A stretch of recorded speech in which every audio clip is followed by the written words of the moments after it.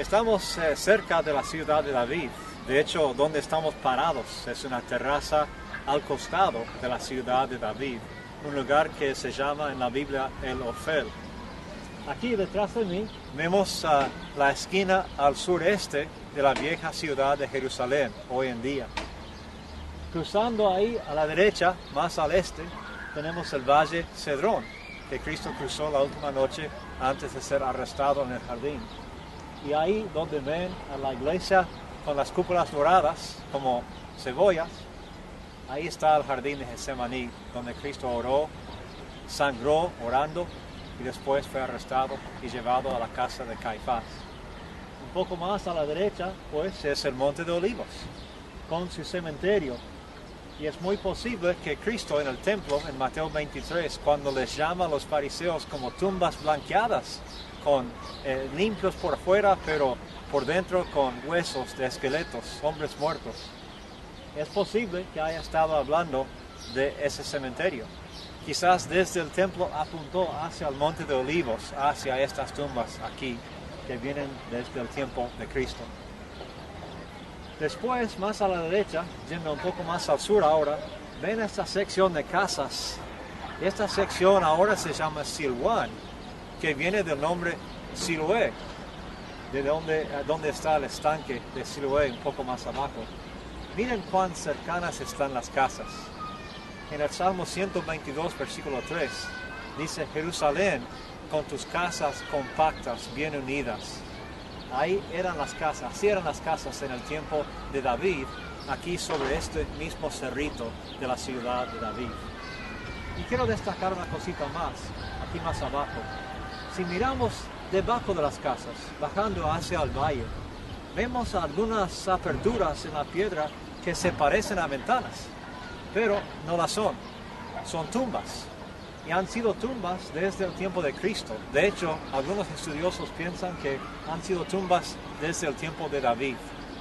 Y yo me pregunto, cuando dice en la Biblia, en Mateo 27, cuando Cristo estaba en la cruz y cuando falleció, y después hubo un terremoto y el velo del templo se rasgó en dos de arriba para abajo, agrega el detalle de que algunos muertos salieron de sus tumbas y andaban por la zona, y después de la resurrección entraron a la ciudad de Jerusalén. No sabemos lo que pasó con ellos. Me gustaría saber a dónde fueron, qué hacían entre el viernes a la tarde y el domingo a la mañana cuando entraron a la ciudad, y qué pasó después con ellos. Nadie lo sabe, pero sabemos que es muy probable que hayan sido estas las tumbas de donde salieron. Les invito a que me acompañen en un viaje debajo de la ciudad de David.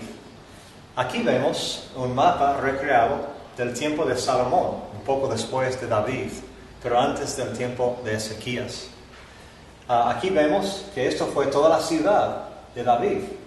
David reinó 40 años, murió, entregó el reino a su hijo Salomón, y Salomón tomó como su primer proyecto importante construir el templo prometido de Dios a su papá David.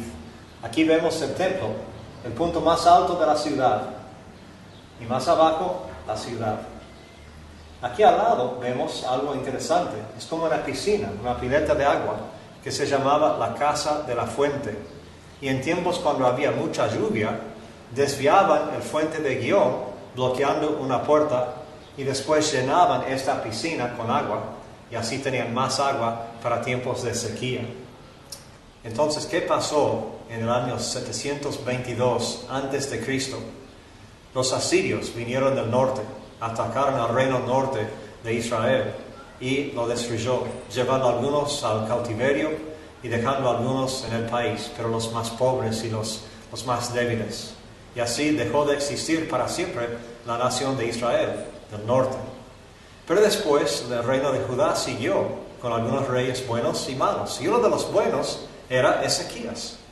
Y leemos en 2 de Reyes 18 en adelante la historia de otro ataque de los asirios en el año 702. Cuando supieron que de la llegada de los asirios, los de Jerusalén estaban desesperados y oraban a Dios rogándole, Señor, por favor, cuídanos, no sabemos qué hacer.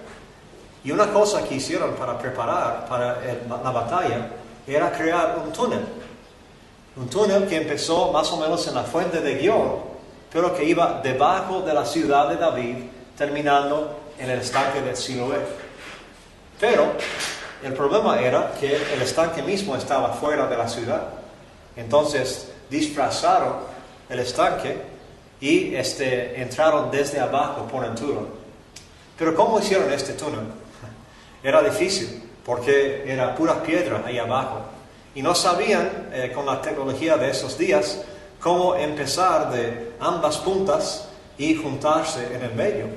Así que había una grieta en la piedra que iba más o menos así. Entonces un equipo de trabajadores empezó aquí, otro equipo de trabajadores empezó aquí y trabajaron siguiendo la grieta y se juntaron en el medio. Erraron un poquito en la altura, donde se junta, es muy alto el túnel, pero lo lograron en 52 días. Y así estaban preparados, tenían agua para el sitio. Sabemos de la Biblia que después Dios derrotó a los asirios y los mandó a casa y salvó a la nación de Judá con el rey Ezequías.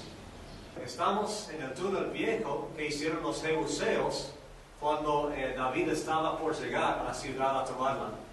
Miren, este es el túnel donde bajaban cada día las mujeres de la ciudad de los jebuseos. Era trabajo de las damas llevar el agua de abajo hacia arriba, un trabajo cansador. Bueno, cuando llegó David con su ejército, él se preguntaba, ¿cómo puedo tomar esta ciudad sin arruinarla? No quiero reconstruir todo. Entonces él y sus hombres buscaron la forma de entrar a la ciudad sin entrar por las puertas y por sorpresa. Y esta fue su avenida.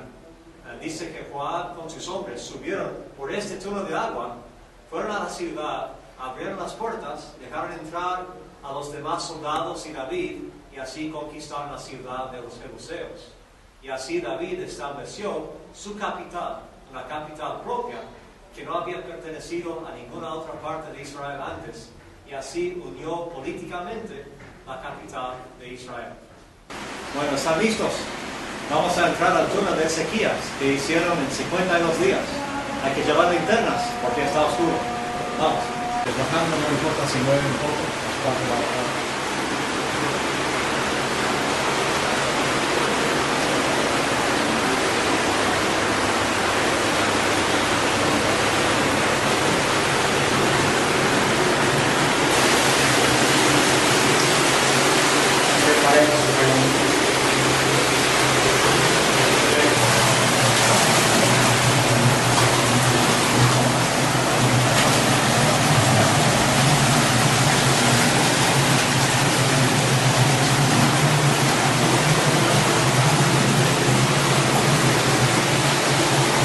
Y aquí pasa las rodillas el agua y está bien fría, aún en verano.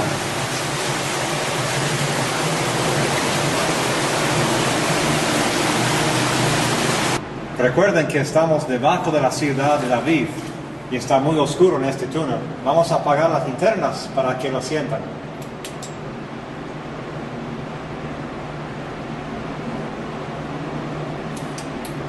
Sigamos.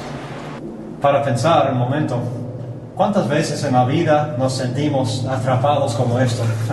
Parece que los problemas nos rodean, parece que no hay salida, para arriba, para abajo, a los costados, solamente hay que seguir adelante. En la 1 Corintios 10:13, Dios promete que si la tentación es demasiado fuerte, que nos va a dar una salida o nos va a ayudar a resistir. Y realmente, cuando menos lo esperamos, nos da una salida. Aquí miramos que parece terminar el túnel, ¿sí? Parece que no hay salida, pero después da una vuelta y Dios nos sorprende con la salida. Adelante. La parte más baja del túnel. Adelante.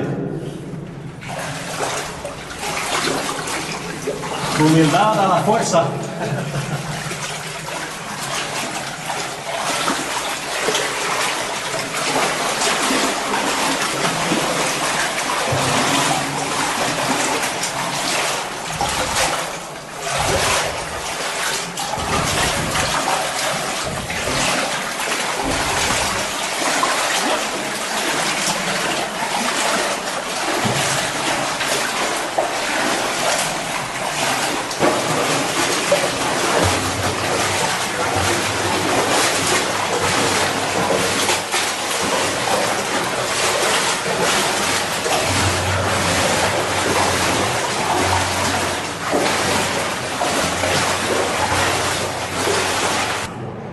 Tu fidelidad es grande, tu fidelidad incomparable es. Nadie como tú, bendito Dios, grande es tu fidelidad. Amén. Amén. Aún en la oscuridad, Dios es fiel. Especialmente en la oscuridad, Dios es fiel.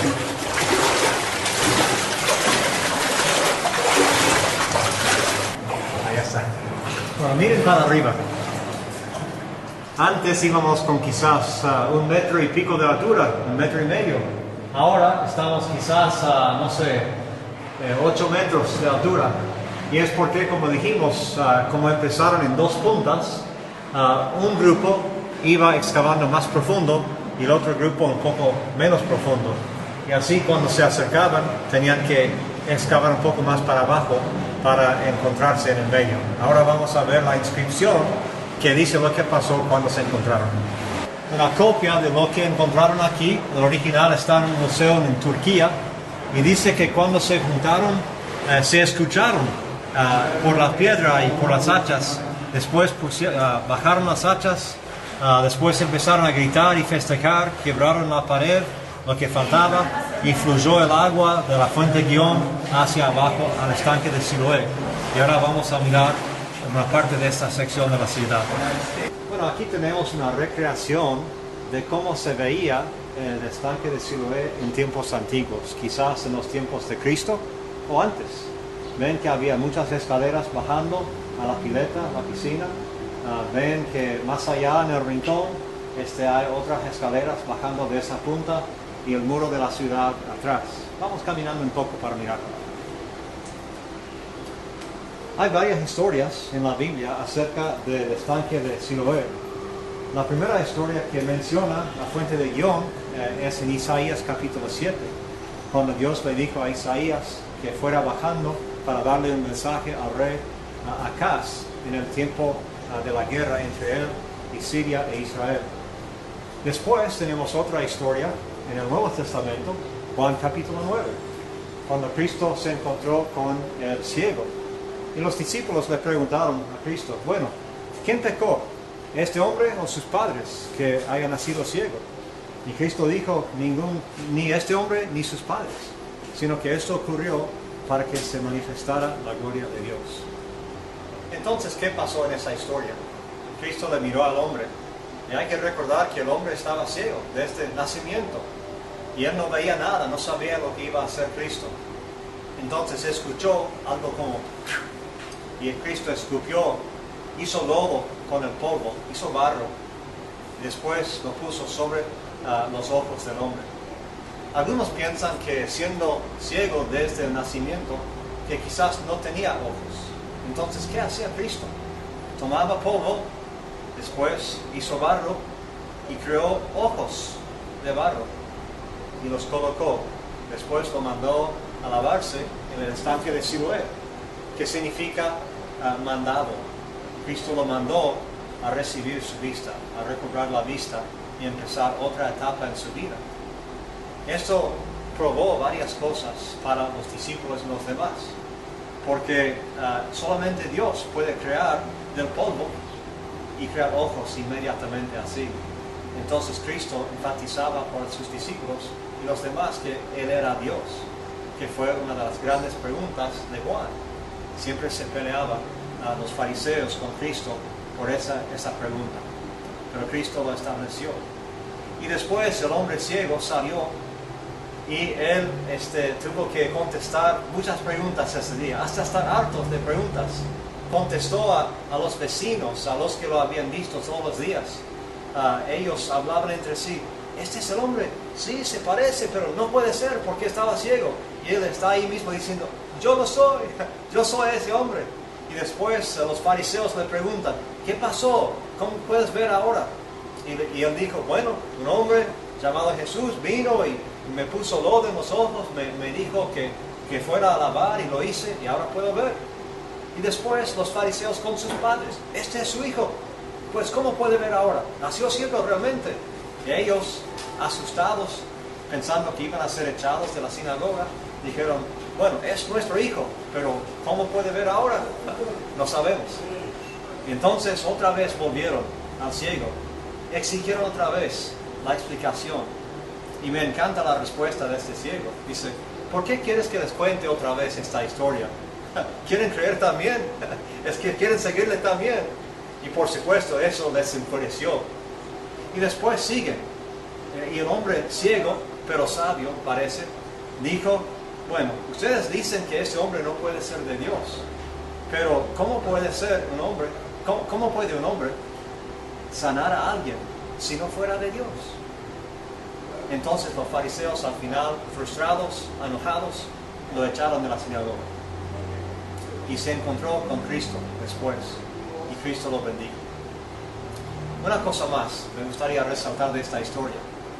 Este ciego tenía su testimonio, ¿sí? No tenía una educación, no tenía grande sabiduría fuera de eso. Había estado mendigando toda su vida. Pero cuando llegó el momento de comprobar algo, ¿qué dijo? No trató de convencernos con arqueología, con historia, con griego, con hebreo, arameo, con otras cosas teóricas o académicas. Dijo, no sé, lo único que sé es que era ciego y ahora veo. Es el testimonio más convincente que tenemos nosotros como cristianos. La gente puede discutir con nosotros en cuanto a doctrinas, puede discutir con nosotros en cuanto a la ciencia, la arqueología, pueden diferir en prácticas en la iglesia, pero cuando ven un cambio real, genuino en la vida del cristiano, no pueden negarlo, porque nos han visto antes cómo éramos y ahora cómo somos, y no pueden pelear con ese testimonio.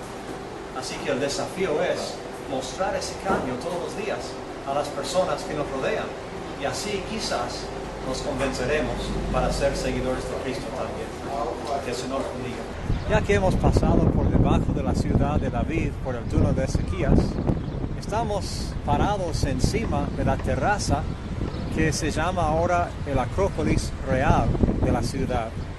Acrópolis significa lugar alto de la ciudad y real significa del rey.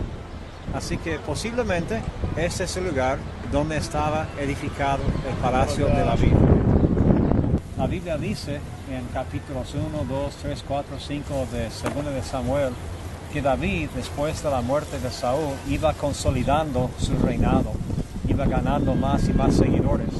Y al final, los ancianos de la ciudad de Hebrón lo eligieron rey de Hebrón, y él reinó sobre Judá 7 años desde Hebrón.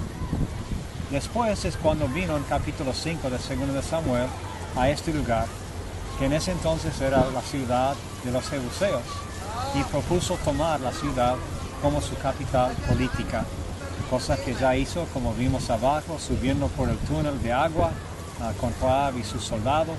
Tomaron la ciudad y se establecieron como la capital política de David. Y él vino aquí, dice que construyó su palacio, quizás era este lugar como es el punto más alto, y empezó a reinar desde Jerusalén sobre todo Israel por 33 años más. Pero ¿cuál fue el próximo paso? La Biblia después habla del cofre del pacto. Establecida la capital política de Israel, David ahora quiso establecer la capital espiritual. Entonces se propuso traer el cofre del pacto a este lugar, a la ciudad de David. El cofre del pacto estaba en la casa de Abinadab, dice la Biblia. Entonces un día David organizó una salida para traer el cofre del pacto desde la casa de Abinadab a la ciudad de David. Y ustedes conocen la historia.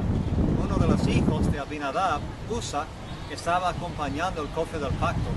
Y dice que como no lo llevaban bien, como Dios lo había ordenado, empezó a caer el cofre del pacto, y Usa, queriendo ayudar, extendió la mano y trató de agarrar el cofre para que no cayera al suelo, y Dios le pegó con un relámpago y murió al instante. Dice la Biblia que David se enojó y se asustó, me imagino también, Entonces mandó al cofre del pacto a la casa de Obed, un geteo, ni un israelita, y se quedó ahí el cofre del pacto 3 meses más. La segunda vez intentó David traer el cofre del pacto y esta vez fue exitoso. Lo hicieron según la forma que Dios había mandado y un día llegó aquí a la ciudad de David un desfile gozoso. David encabezando el desfile, bailando ante el Señor con toda su fuerza y según algunas versiones de la Biblia, desnudo. No sabemos si significa realmente desnudo sin ninguna ropa o si era quizás con una túnica, ropa interior. Pero vino, dice que todos estaban festejando y llegó el cofre del pacto a esta ciudad, se puso aquí en su lugar, en su carpa, su tienda del tabernáculo y quedó aquí todos felices. Pero hay un detalle más que es interesante de esta historia. Parece que la esposa de David, una de las esposas, Mical, no estaba en el desfile. No acompañaba a su esposo aún de cerca ni de lejos. Estaba en la ventana de su habitación. Dice que miraba el desfile. Y dice la Biblia que lo menospreció a David en su corazón.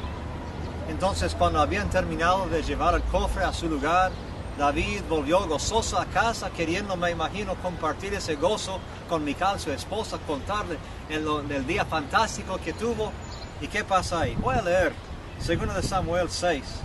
Dice, pero al regresar David para bendecir su casa, Mical, hija de Saúl, el rey anterior, salió al encuentro de David y le dijo, ¿cómo se ha distinguido hoy el rey de Israel? Se descubrió hoy ante los ojos de las criadas de sus siervos, como se descubriría sin decoro un insensato. Y David dijo a Mical, eso fue delante del Señor que me escogió en preferencia a tu padre y a toda su casa para constituirme por príncipe sobre el pueblo del Señor, sobre Israel. Por tanto, lo celebraré delante del Señor. Y agrega el detalle final aquí. ¿Qué pasó con David y qué pasó con Mical? Sabemos que David siguió y aumentó en poder y en fama y en favor con el Señor. Pero ¿qué pasó con Mical por esa actitud de menosprecio?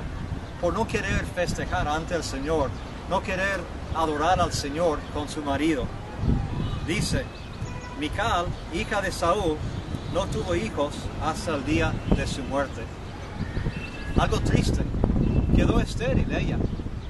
Y muchos han comparado esto con lo que pasa espiritualmente con nosotros cuando no tenemos el gozo de adorar a Dios, cuando en vez de festejar y sentir gozo en el corazón y venir alegres a adorarle, no solamente los domingos, sino todos los días, que quedamos estériles espiritualmente. Y es difícil dar fruto, es difícil ser fructíferos, como dice en Juan capítulo 15. ¿Cuál fue el próximo paso para David ahora? Ya estableció su reinado en todo el país, sobre Judá, sobre Israel, una nación unida todavía.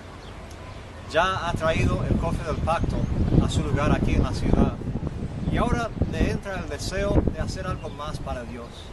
Piensa en hacer un templo, un lugar permanente en el cual Dios puede estar en el medio de su pueblo. Entonces empieza a planearlo. Y Dios le manda a Natán a David para decirle 2 cosas. Una, que nunca había pedido una casa, que siempre había andado en esa tienda, el tabernáculo, todo el tiempo. Nunca había pedido a nadie una casa. Y segundo, que David no era el indicado para construir ese templo. Pero Dios le prometió a David que su descendiente, sabemos que es Salomón, iba a poder reinar y construir ese templo. Así que David, en Crónicas, vemos cómo iba preparando todas las cosas. Eran cantidades enormes de todo tipo de metal, de oro, de plata, de bronce, de cobre, de todo tipo de telas, preparándolo, quizás ahorrando, almacenando todo eso para el momento en que Salomón iba a cumplir con su sueño de honrar al Señor en ese templo. Entonces David siguió con ese plan del templo. Miremos ahora hacia el norte de Jerusalén. Ya hemos visto hacia el sur en estas otras tomas. A la derecha, al este, vemos el Monte de Olivos y bajando el Jardín de Semaní, el Valle de Cedrón y la vieja ciudad de hoy de Jerusalén. Bueno, detrás de ese muro del sur del templo, como unos 200 metros adentro, es donde Salomón iba a construir el templo, el primer templo que vimos antes en el mapa. Y dice en Primera de Reyes 8 que había terminado la construcción, que había llegado el día en que iban a dedicar el templo a Dios. Y dijo un detalle que nunca había entendido hasta venir aquí. Dice que cuando ese día dedicaban el templo, fueron y trajeron el cofre del pacto desde la ciudad de David hasta el templo. Y yo antes yo pensaba que la ciudad de David era toda la ciudad de Jerusalén. Entonces pensé, pero ¿a dónde van a llevar el cofre? Ya está en Jerusalén, ya está en la ciudad de David. ¿Cómo pueden moverlo más? Lo vemos ahora. Al sur está la ciudad de David, pero a unos 500 metros o más al norte es el lugar donde Salomón edificó el templo suyo en el punto más alto de Jerusalén. Y por eso tenían que traer el cofre del pacto desde la ciudad de David hasta el templo nuevo. Y ahí lo establecieron, oró una hermosa oración Salomón, pidiendo la bendición y la ayuda de Dios, no solamente en ese día, sino para generaciones futuras que iban a estar en este país y en otros, que iban a estar adorando a Dios y pecando, que iban a estar pidiendo perdón por esos pecados y buscando la bendición de Dios otra vez aquí. Dice la Biblia en 2 de Samuel 11 que David en la primavera estaba en su palacio. Y el primer versículo de ese capítulo indica algo que quizás nos da una pista de lo que pasó realmente. Dice, en el tiempo de la primavera, cuando los reyes van a las guerras, David estaba todavía en su palacio en la ciudad de David. Y podemos ver de estas casas aquí, que está en el montecito al lado de la ciudad de David, podemos ver cómo están amontonadas las casas, casi una encima de otra. Y es fácil ver ese patrón y compararlo al patrón de la ciudad de David en ese tiempo. De hecho, vamos a mirar un poco más a la derecha aquí, viniendo a la ciudad de David, mirando para abajo hacia las excavaciones que miramos antes. Se ven en unas casitas pequeñas del tiempo de David. Quizás si esta es la terraza del palacio de David, quizás son algunas de estas mismas casas que miraba David esa noche. Y dice que salió de su palacio y miraba la ciudad y veía a una mujer bañándose en la terraza de su casa, en el techo de la casa. No sabemos por qué, no sabemos si era culpa suya, si se daba cuenta o si no. Pero vio a Betsabé ahí bañándose y le entró la codicia, le entró el adulterio a su corazón y mandó a llamarla y tuvo relaciones con ella. Y después ella concibió y siguió toda la historia de cómo David intentó disfrazar su pecado y taparlo, hasta mató al marido de Betsabé, Urías, que estaba en la guerra donde David debía haber estado. ¿Qué pasó pues con David? Este capítulo es triste porque todo iba tan bien para él. Ustedes conocen la historia de cómo Dios le mandó a David a Natán, el profeta, con esa historia del hombre rico que tenía muchas ovejas, pero que para servir a una visita en su casa robó a la única oveja que tenía su vecino y la mató, una oveja querida y la única. Y comparaba ese acto con el acto de David en robarle la esposa a Urías. Aunque después se casó con ella, aunque después Dios le perdonó ese pecado, igual era el comienzo de quizás el fracaso de David en esa parte. Hay un dicho que dice, el fracaso comienza con el éxito, y parece que es así en esta historia de David. Dios dice como parte de esa enseñanza a través de Natán, dice: David, te di tantas cosas, y si estas no hubieran sido suficientes, te hubiera dado aún más. Pero parece que David no quiso esperar para Dios, o no quiso andar en el camino exacto que Dios tenía planeado para él. Dios tenía planes, como dice Jeremías, para darle bien y el futuro, pero David no esperó esos planes. Y aunque fue perdonado, era triste. Muchas veces somos así, ustedes y yo, que lo que Dios nos ha dado no es suficiente para nosotros. Nos quejamos, nos aburrimos y empezamos a buscar otras cosas fuera de la voluntad de Dios para satisfacernos. ¿Y qué pasa en ese momento? En ese momento empezamos a caer, empezamos a arruinar el plan de Dios. Y quizás es como el pasaje de Génesis capítulo 3 y 4, donde Dios está hablando con Caín y dice: cuidado, Caín, el pecado está a la puerta, está acechándote. Esa es la idea. Aunque Dios nos bendice todo el tiempo, si no nos mantenemos fieles a Él, el pecado está acechándonos. Satanás quiere quitarnos de Dios en cualquier momento. Si no prestamos atención, pues Él va a atacarnos y vencernos en un momento. Y quizás, como David, arruina parte de nuestras familias y de nuestras vidas. Y aunque Dios nos perdone, quizás habremos perdido algo valioso. Ojalá no nos pase eso, que prestemos atención a Dios, que estemos contentos con todo lo que tengamos o no tengamos, y que esperemos el momento y la voluntad de Dios, porque Él sabe lo que es mejor para nosotros. Aquí, que vienen desde el tiempo de Cristo. Después, más a la derecha, yendo un poco más al sur ahora, ven esta sección de casas. Esta sección ahora se llama Siloam, que viene del nombre Siloé, de donde está el estanque de Siloé, un poco más abajo.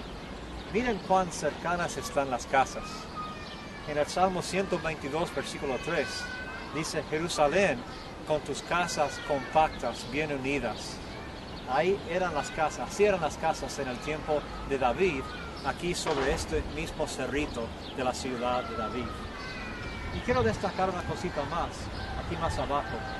Si miramos debajo de las casas, bajando hacia el valle, vemos algunas aperturas en la piedra que se parecen a ventanas, pero no las son, son tumbas. Y han sido tumbas desde el tiempo de Cristo. De hecho, algunos estudiosos piensan que han sido tumbas desde el tiempo de David. Y yo me pregunto, cuando dice en la Biblia, en Mateo 27, cuando Cristo estaba en la cruz y cuando falleció y después hubo un terremoto, y oraban a Dios, rogándole: Señor, por favor, cuídanos, no sabemos qué hacer. Y una cosa que hicieron para preparar para la batalla era crear un túnel que empezó más o menos en la fuente de Gihón, pero que iba debajo de la ciudad de David, terminando en el estanque de Siloé. Pero el problema era que el estanque mismo estaba fuera de la ciudad. Entonces disfrazaron el estanque y entraron desde abajo por el túnel. Pero ¿cómo hicieron este túnel? Era difícil, porque era pura piedra ahí abajo. Y no sabían, con la tecnología de esos días, cómo empezar de ambas puntas y juntarse en el medio. Así que había una grieta en la piedra que iba más o menos así. Entonces un equipo de trabajadores empezó aquí, otro equipo de trabajadores empezó aquí, y trabajaron siguiendo la grieta y se juntaron en el medio. Erraron un poquito en la altura, donde se junta, es muy alto el túnel, pero lo lograron. Y más abajo, la ciudad. Aquí al lado vemos algo interesante. Es como una piscina, una pileta de agua, que se llamaba la Casa de la Fuente.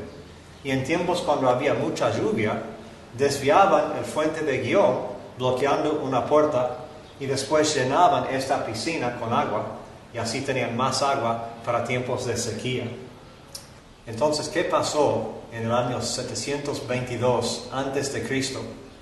Los asirios vinieron del norte atacaron al reino norte de Israel y lo destruyó, llevando a algunos al cautiverio y dejando a algunos en el país, pero los más pobres y los más débiles.